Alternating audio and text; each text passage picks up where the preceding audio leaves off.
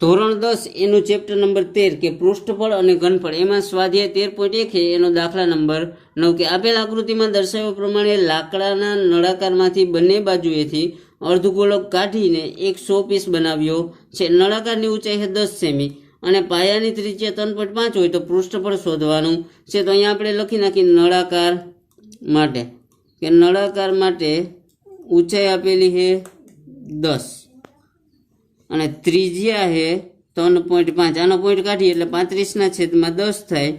પછી 5 વડે છેદ ઉડાડી તો 5 × 35 ને 5 × 10 એટલે 7/2 ત્રિજ્યા મળી ગઈ. હવે કુલ વસ્તુ કેટલી છે તો આપણે એ જોતા આવડવું જોઈએ કે એક અહીંયા અર્ધગોળક છે, આ ત્રિજ્યા 3.5 હોય, આ તો આ એ 3.5 હોય, આ એ 3.5 હોય.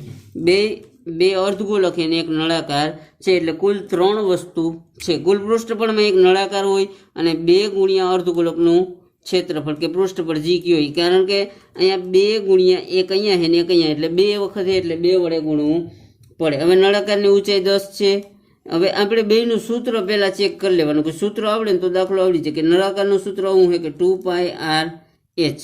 તો શું જરૂર પડે? એક ત્રિજ્યાની આપણી આગળ છે, ઊંચાઈની એ આપણી આગળ છે. પછી અર્ધગોળકનું છે તો 2πr². પાઈને 2 તો આપેલા છે એટલે r ત્રિજ્યા એ આપણી આગળ છે. તો કુલ પૃષ્ઠફળમાં આપણે બધું કરી નાખી સરવાળો કે જેટલી વસ્તુ એટલું.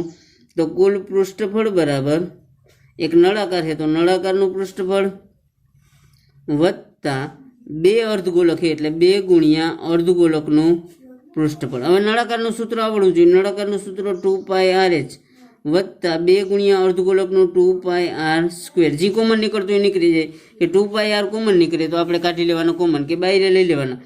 2πr કોમન લીધા, અહીંયા વધ્યા h પ્લસ અહીંયા એક વખત બગડો અને rનો વર્ગ હતો એટલે એક વખત r. જી વધ્યું લખ્યું. હવે 2 ગુણ્યા પાઈની કિંમત મૂકી દેવાની 22/7 ગુણ્યા ત્રિજ્યા આપણે છેદ ઉડાડીને હમણાં મેળવી હતી 7/2.